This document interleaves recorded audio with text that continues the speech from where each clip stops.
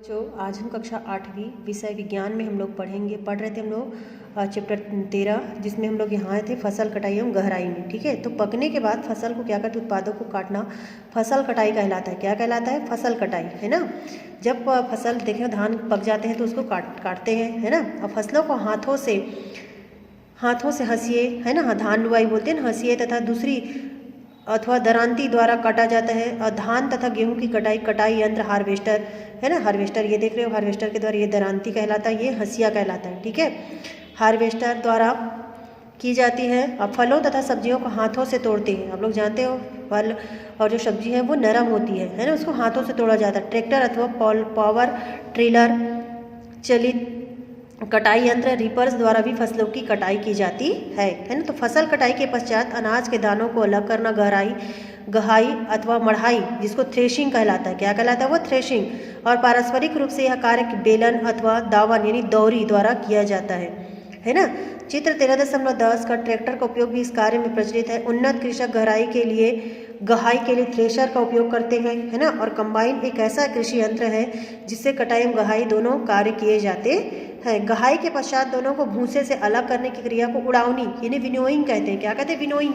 यहाँ पे देख रहे हो आप लोग, यहाँ पे किया जा रहा है, देखो ये बेलन है ना। और गहराई के पारंपरिक तरीके हैं दावन, ठीक है, ये थ्रेशर। और गहाई के आधुनिक यंत्र है ये कंबाइन। अब देखेंगे हम यहाँ पे भंडारण, तो इस सबके चित्र बनाने हैं आप लोगों को कॉपी में, ठीक है।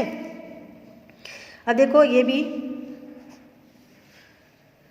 तो देखते हैं यहाँ पे भंडारण में कि फसल काटने तथा गहराई के बाद अनाज के दानों या अन्य उत्पादों को अधिक मात्रा में संग्रहित तथा सुरक्षित रखना भंडारण कहलाता है ना। धान जब पक जाते हैं, जब धान कटकर घर में आ जाते हैं तो उसको भंडारण करके रखा जाता है ना। और कटाई से उपयोग में आने तक अनाज का क्या करता है, लगभग 10% भाग विभिन्न स्तरों जैसे ढुलाई, खलिहान प्रक्रिया, संधारण तथा भंडारण प्रक्रिया में क्या होता है, नष्ट हो जाता है। सभी भंडारण नहीं होने से फसल उत्पाद का लगभग 30% भाग क्या होता है, कीड़ों, चूहों, नमी अथवा बीमारियों से नष्ट हो जाता है। किसान तथा व्यापारी अनाज को भंडार गृह यानी गोदाम, जिसको कोठी कहते हैं ना, बीन धातु से बनी कोठी अथवा साइलो से भंडारित करते हैं। चित्र 13.11 राष्ट्रीय स्तर पर कागज अनाज का भंडारण केंद्र तथा राज्य सरकार के माध्यम से भारतीय खाद्य निगम FCI यानी कि फूड कॉरपोरेशन ऑफ इंडिया, जिसको FCI का फुल फॉर्म क्या होता है यहाँ पे, फूड कॉरपोरेशन ऑफ इंडिया के भंडार गृह यानी वेयर हाउस में किया जाता है। जो हम लोग सोसाइटी के चावल खाते हैं उसको भंडार करके रखा जाता है ना। देखो क्रियाकलाप 3 में कि अनाज भंडार के तरीके का अध्ययन करने के लिए अपने गाँव शहर के किसान अथवा शहर में व्यापारी के गोदाम अथवा खाद्य निगम के भंडार गृह का निरीक्षण अपने शिक्षक के साथ कीजिए और प्राप्त अवलोकनों को निम्नलिखित बिंदुओं के आधार पर लिखिए। ठीक है, देखते हैं यहाँ पे विभिन्न प्रकार के भंडार गृह। ये गोदाम होता है ना, ये बीन, ठीक है, ये होता है साइलो। तो पहले इसमें भंडार गृह के प्रकार है कमरा, गोदाम, कोठी, साइलो, है ना। दूसरा है भंडारण के पूर्व दीवारों के चूने से पुताई नहीं की गई है अथवा कीटनाशी का छिड़काव किया गया है ना।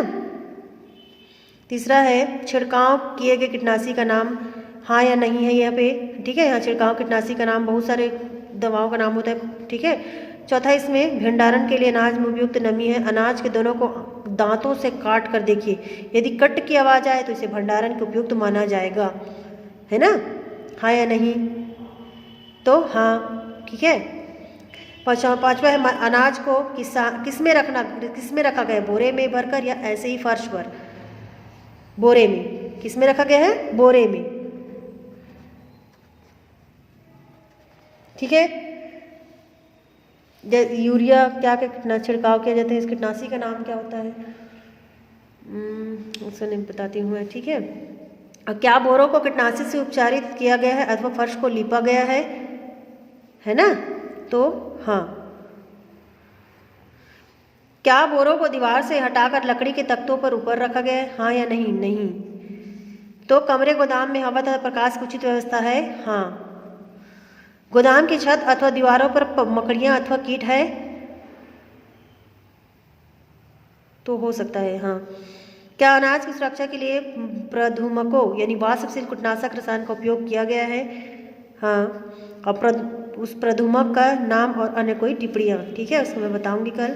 अब देखो कोल्ड स्टोरेज अथवा शीत भंडारण, तो फलों, सब्जियों तथा आलू, प्याज, लहसुन, अदरक एवं अन्य मांसल तथा शीघ्र गलने वाले फसल उत्पादों को अधिक दिनों तक सुरक्षित रखने के लिए कोल्ड स्टोरेज यानी अथवा ठंडी जगह है ना, कोल्ड मतलब होता है ठंडा, अथवा शीत भंडार गृह में भंडारित किया जाता है। कोल्ड स्टोरेज का काम तापक्रम, उत्पाद तथा सूक्ष्म जीवों की जैविक क्रियाओं को मंद या समाप्त कर उत्पाद को सड़ने गलने से क्या करता है, वो बचाता है। हम लोग फ्रिज में अपना सामान सब्जियां रखते हैं ना, देखोगे सामान्य तापमान में रखते हैं उसको, सामान्य नमियों में, है ना, इससे क्या होता है जो सब्जियां रहती है वो खराब नहीं होती है ना।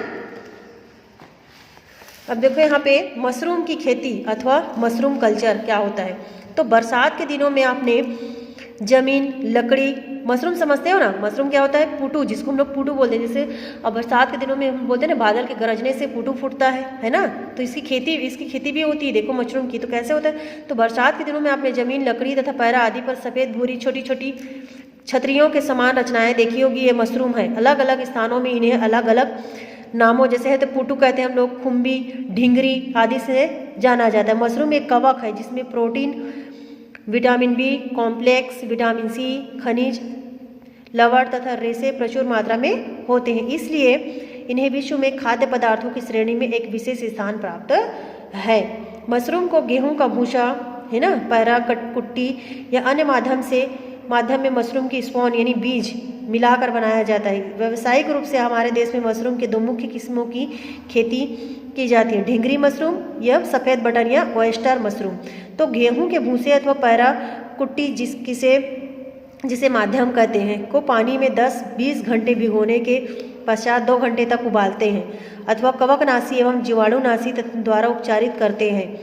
पानी को निथार कर है ना, अलग कर माध्यम में मशरूम की स्पॉन मिलाकर पॉलीथीन की थैलियों जिनमें छोटे छोटे छेद किए गए हो में भर देते हैं। ऐसे एक कमरे में जिसका तापमान 20 अंश से 25 अंश सेंटीग्रेड हो रख देते। 2-3 सप्ताह में पूरा माध्यम सफ़ेद दूधिया रंग के पिंड में बदल जाते हैं। इस अवस्था में पॉलीथीन को अलग कर लेते हैं और पिंड को सुतली की सहायता से लटका देते हैं। 2-3 दिनों में इससे छोटी छोटी गोल दाने के समान रचनाएं निकल आती है जो 5-7 दिनों में पूर्ण छतरी के रूप में विकसित हो जाती है, जिन्हें तोड़ लिया जाता है। यही मशरूम है। और मशरूम की कई प्रजातियां विषैली भी होती है ना।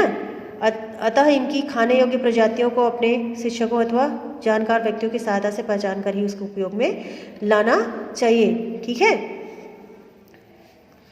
अब हम देखेंगे, ये कल हम लोग पढ़ेंगे। ठीक है, फसल समुन्नति का यहाँ से लेकर हम लोग यहाँ कल पढ़ेंगे। ठीक है, इसको पूरा करेंगे कंप्लीट यहाँ से।